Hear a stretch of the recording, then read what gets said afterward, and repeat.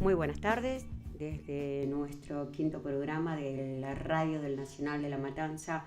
Hoy en La Voz del Familiar de la Víctima nos acompaña Susana Lázaro, mamá de Federico Damián Gonzalo Aguirre Lázaro. Bienvenida, Susana. Hola, bienvenidos a todos. Muchísimas gracias primero por el espacio, por la convocatoria y por darme esta cálida recepción para poder hablar un poquito de mi chiquito hermoso. Vamos a hacer una pequeña introducción. Federico, el 17 de febrero del 2019, él es asesinado, no pierde la vida, él es asesinado. En Rincón de Miller, Plaza del Niño Dios, esto es en el Tigre. Sí, esto es Tigre, y Rincón de Miller es una de las localidades que pertenece a Tigre.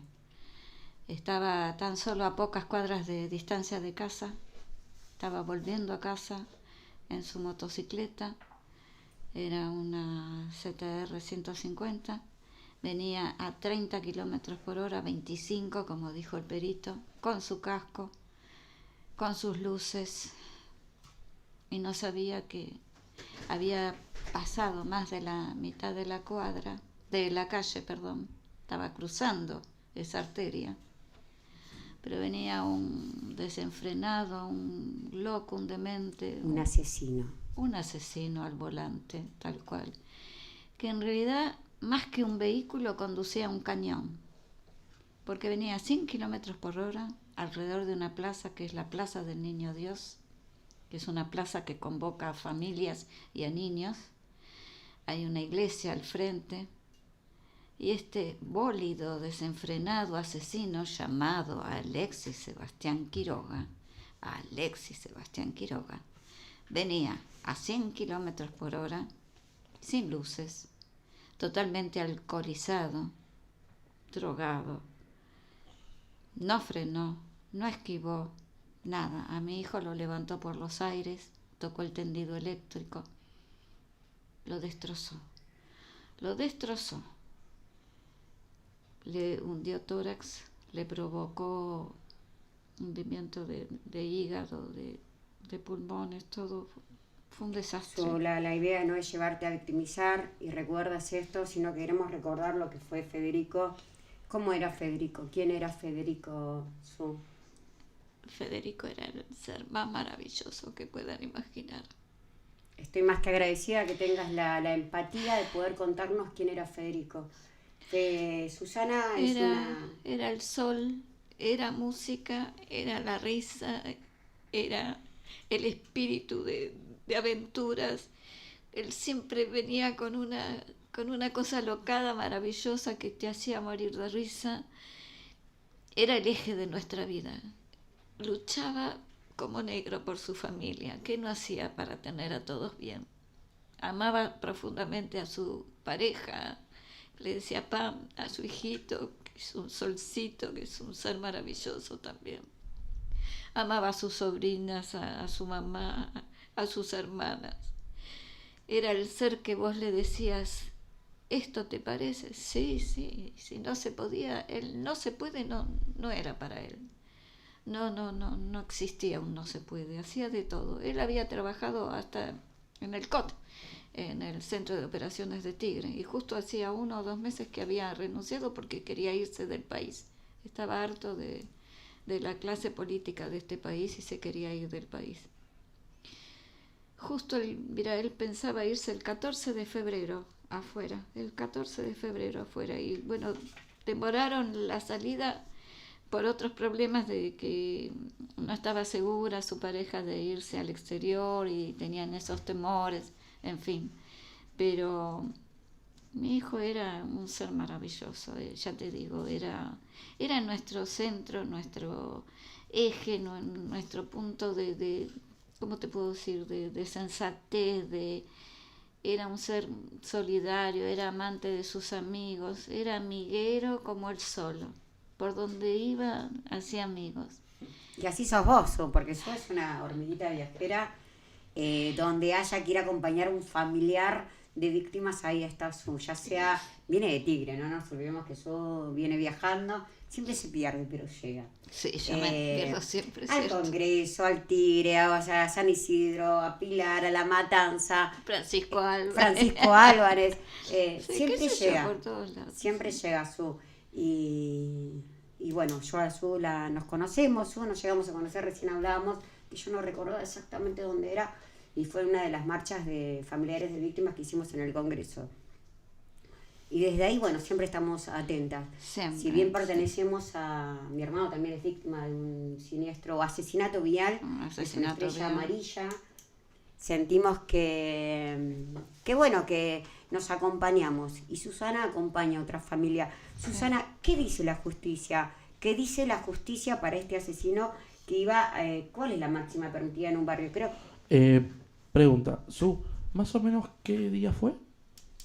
El accidente, día de semana. Vos sabés que creo que era un viernes, no me acuerdo, no. ¿Y el horario más o menos? Eran 10:30 de la noche. O sea, estamos hablando de un viernes, 10:30 de la noche, alrededor de una plaza donde también había una institución Hay una capilla. religiosa. Y justo Y- también había una heladería en una de las esquinas y en la otra una parrilla. O sea, un lugar concurrido por gente. Concurridísimo. O sea, donde la máxima es 40. 40, si no me equivoco, es 40.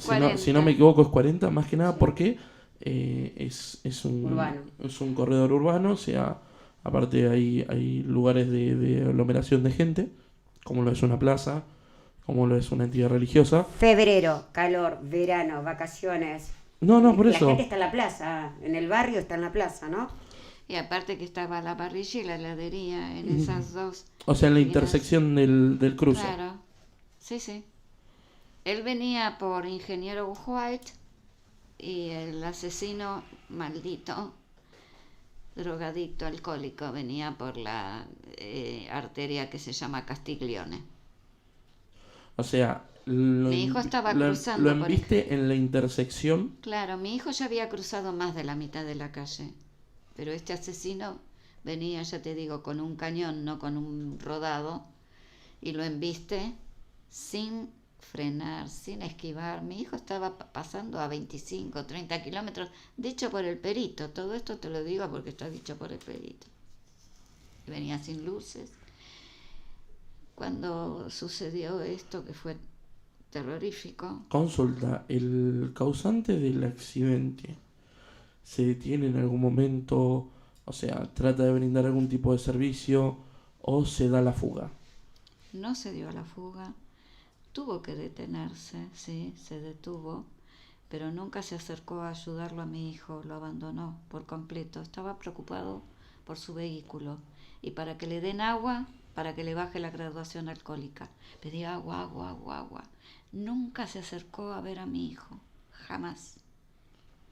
Y lamentablemente hay gente que le brindó agua, llamaron a la policía, el servicio de ambulancia tardó como 30, 40, más de 40 minutos. Mi hijo estuvo agonizando y desangrándose.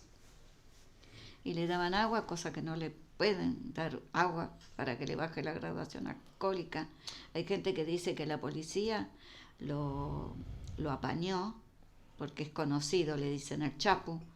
Aparentemente es una persona que sería, digo así en potencial, ¿no? De profesión que vendería sustancias tóxicas, por así decirlo. Sustancias ilegales. Sí, sustancias ilegales. Y tiene un encubrimiento absolutamente grosero y que se nota a la legua todo, porque queda todo bien detallado como hicieron las cosas. El alcoholímetro se lo tomaron a las pasadas 2 horas. Pasadas las 2 horas y tenía 0,89 pasadas las 2 horas. O sea, Nunca estuvo ¿Le hacen detenido. el alcoholímetro o le hacen el análisis de sangre? Le hicieron ambas cosas, pero Sí. te explico. El alcoholímetro se lo hicieron pasadas 2 horas.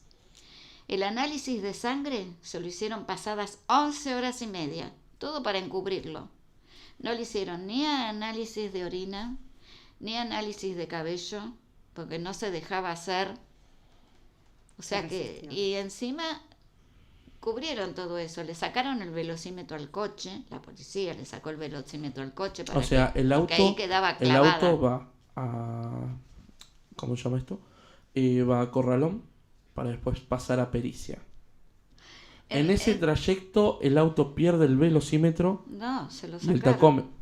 Decimos pierde, siendo totalmente subjetivos, o sea, entre muchas comillas, y el tacómetro, que es lo que marca a la velocidad que iba el vehículo. Claro. Generalmente, lamentablemente, esto nos pasa desde víctimas de asesinatos viales.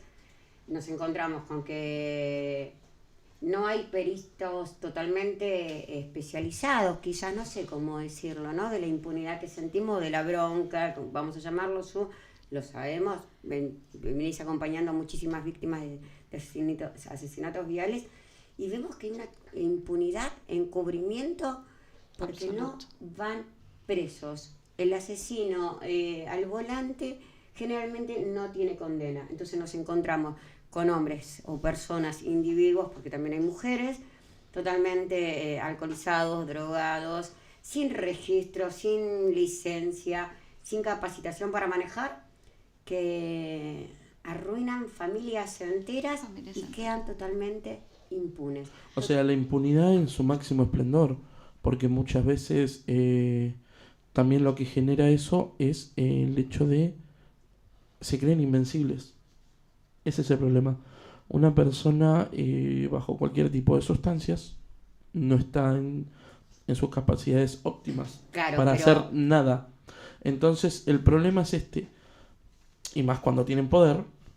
O sea, se creen invencibles. Y nosotros tenemos que empezar a trabajar y a visibilizar para que no pase eso. Es que para la ley, y esto lo explico, dicen que si una persona está alcoholizada o drogada, no estaba en sus cabales. Entonces no tiene condena porque no estaba sano, no estaba... Claro, o Pero sea, eso son- ya no es así, ¿eh? No. Eso era antes, ya no. La ley de víctimas, Ya no es así. Te explico, hay un artículo que es el 84 bis, que eso agrava las penas. Cuando tiene más de un... Por ejemplo, yo te voy a explicar. El asesino Alexis Sebastián Quiroga tiene, además del asesinato de mi hijo, y que le dicen el Chapu, piensen por qué será, tuvo toda la impunidad absoluta y el apoyo de la policía del destacamento de Rincón, que estaba por ese entonces. Era una persona que fue cubierto, ¿por qué? Porque aparentemente acomodaría a todo el mundo con las sustancias que vendería, y lo digo así. El tema es que este asesino suelto, porque sigue suelto, no está preso, nunca estuvo preso, tenía todos los agravantes. Tenía la velocidad, que superaba 3 veces la velocidad permitida. El alcohol en sangre, que no se dejaba hacer las cosas, los estudios, para mí tenía arriba de 1,5 o 2 de alcohol en sangre, al momento en que asesina a mi hijo. Después, iba sin luces. Estaba drogado, pedía agua, le dieron agua para que le baje la graduación alcohólica. Tuvo la plena connivencia de toda esta policía corrupta del destacamento de Rincón. Nunca estuvo preso.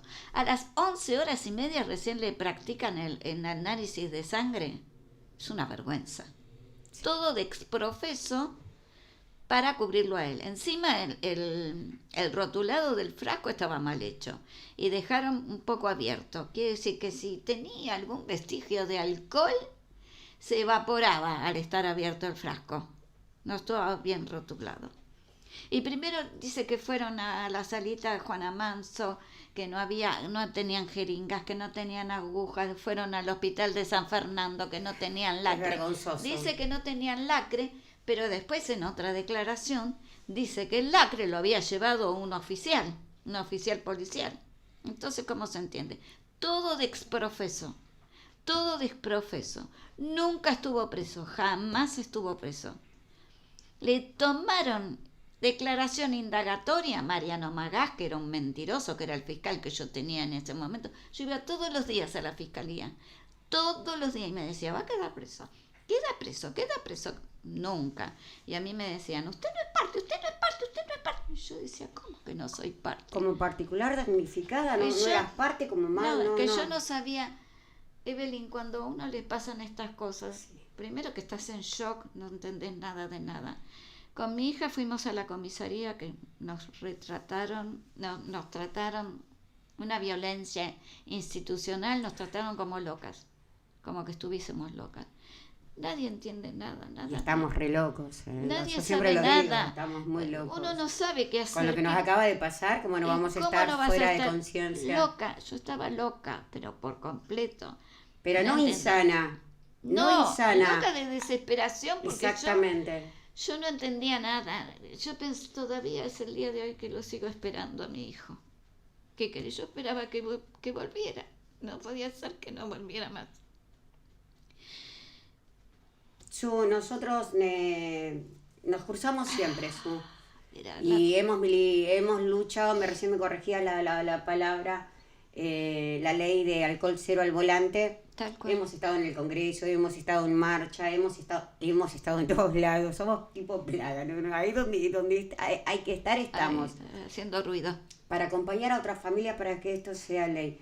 El alcohol cero al volante, hace muy poquito, ¿cuándo fue? En noviembre, me parece. Sí, noviembre creo que fue. Estábamos ahí en el Congreso. Y estuvimos en La Plata, estuvimos después en de tantos años de lucha. Ahí y se aprobó. Hace muchísimos años, sí. Venimos peleando por la ley del alcohol cero, que sentimos que todavía falta muchísimo. Falta. Claro que si falta. hubiese existido, no sé si me quiero corregir la palabra, si hubiese existido o existiera algún control preventivo, eso. Estas muertes, esos asesinatos no estarían. Es que son asesinatos que son perfectamente evitables. Lo que falta son controles.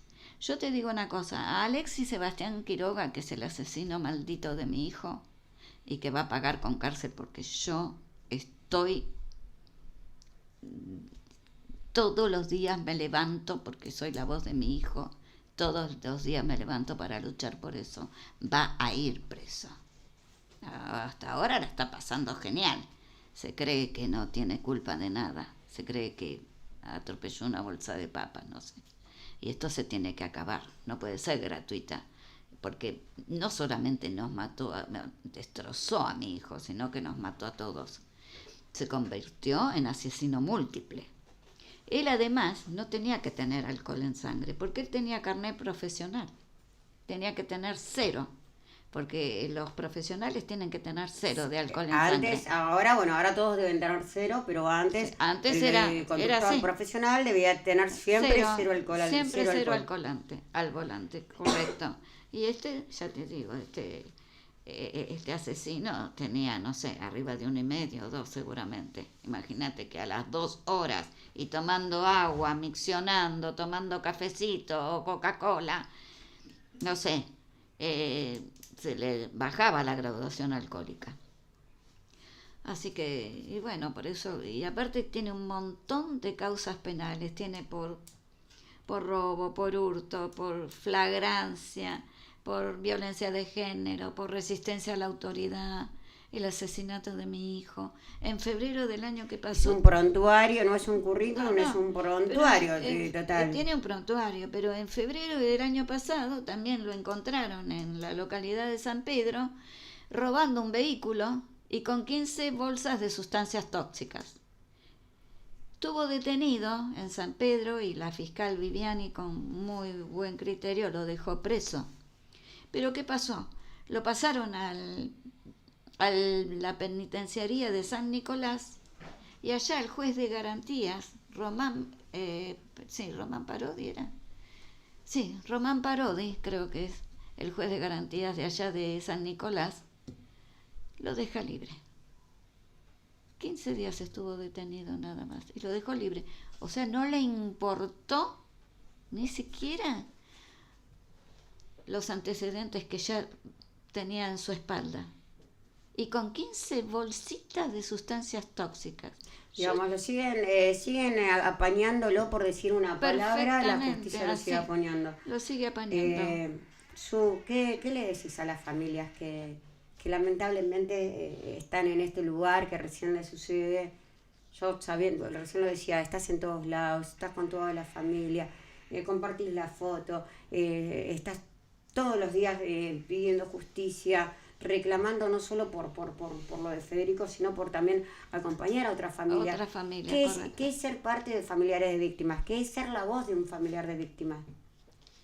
Ser la voz de un familiar de víctimas es tremendo, es terrible, porque significa que ya no tenés al ser amado. Es lo peor que te puede pasar en la vida. Uno no elige, como vos decías, uno no elige estar acá. Uno no sabe cómo estar acá. Uno no sabe cómo... A mí cuando iba a la fiscalía me decían, usted no está... Yo ni sabía que era no ser parte. Digo, ¿cómo que no soy parte? Soy la mamá. Nadie me decía, no señora, usted tiene que presentar un escrito con un abogado para que sea particular damnificada. Nadie te dice nada, nadie te enseña nada. Lo único que tenés es el rostro de tu hijo, el abrazo último de tu hijo, la foto de tu hijo, los gritos al cielo pidiéndole que te lo devuelva, porque yo todos los días gritaba, adiós, Dios, levantaste a Lázaro, levanta a mi hijo que también es Lázaro. Todos los días le pedía que lo resucitara, todos los días. Le pedía como loca al cielo, gritaba como loca. No me importaba nada. Y yo tampoco me podía hacer del cuerpo de mi hijo porque lo habían pasado de una morgue a otra. Fue terrible, porque tenían que hacerle una autopsia que tampoco estuvo bien hecha. Lo que yo menos quiero, y se lo digo a toda la familia, es revictimizarte y llevarte algo de dolor. Si no quiero ver que todos vean esa mujer empoderada, fuerte, en lucha, que yo te conozco, porque vos sos un gran ejemplo para muchísimas otras familias, y mi intención no es revictimizarte y verte en ese lugar de dolo, que yo sé que lo tenés, que yo sé que compartimos y que luchamos, sino todo lo contrario. Quiero que las familias puedan entender ese empoderamiento que yo veo en tu causa y en tu lucha, que es el pedido de justicia de tu hijo. Sí, yo les voy a decir que no se queden con la palabra de un fiscal, porque el fiscal te dice, usted no necesita abogado, yo soy su abogado. Son mentiras. La justicia trabaja para los victimarios. La víctima en este país no tiene justicia. Hay una teoría zafaroniana que pudrió la cabeza de todos.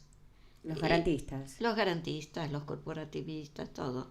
Pudrió la cabeza de todos. Entonces no se queden con la palabra del fiscal que les diga, usted no necesita abogado. Son mentiras, trabajan para los victimarios. Yo ahora estoy en fiscalía de juicio. Y la verdad que me tocó el doctor Calegari, que es una excelente persona. Y sinceramente me siento complacida porque yo voy permanentemente a fiscalía. Permanentemente. Y me escuchan, me atienden. La verdad que estoy muy complacida porque nunca tuve un trato así tan afable, tan real. Y con el que podés charlar y en fin. No acusamos, no metemos a todos en la misma bolsa. No, porque hay gente buena. También he ido muchísimas veces al juzgado donde le toca celebrarse el juicio, cosa de que también soy recibida, no así tan afablemente, pero por ejemplo el juez tampoco te puede recibir porque dice que no puede estar en contacto con personas de las víctimas. No sé si será así o no, pero bueno, uno siempre va a pedir de justicia. Lo que les digo a las familias, que no bajen los brazos, que sigan luchando, que un día das un paso o dos adelante y te pones bien, pero resulta que el otro día das 28 para atrás. Sí. Y eso es lo que pasa y eso es lo que te agota. Yo vivo agotada, muy cansada, pero igual... Pero perseverante, siempre sí, porque yo no voy a dejar que Alexis Sebastián Quiroga quede su asesinato, porque nos mató a todos, y lo reitero, nos destrozó, porque yo ya no soy la que fui, mis sobrinas no son las que fueron, mis hijas tampoco, adoran a su hermano. La pérdida, el asesinato de un hijo es terrible, porque si está enfermo, bueno, vos decís, si está muy enfermo, estás esperando un desenlace, que nunca lo esperás, pero bueno, pero así, mi hijo estaba volviendo a casa.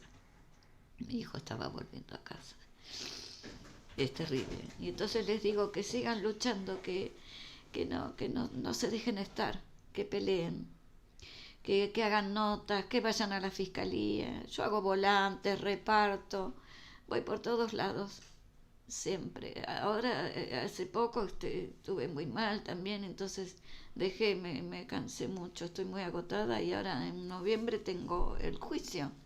22, 23 y 24 de noviembre, si no lo postergan, porque viste que a veces te postergan.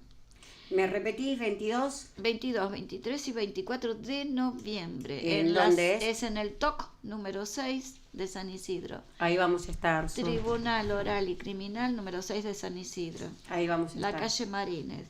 Y gracias. Y el 21, mi chiquito cumpleaños. Así que yo sé que nos va a mandar toda su luz y su apoyo. Yo lo que espero, nosotros luchamos muchísimo, lo que espero que sea condenado por homicidio simple y con dolo, porque tiene más de un agravante. Todos los agravantes, todos. Tiene todos los agravantes, entonces espero que sea condenado por homicidio simple con dolo.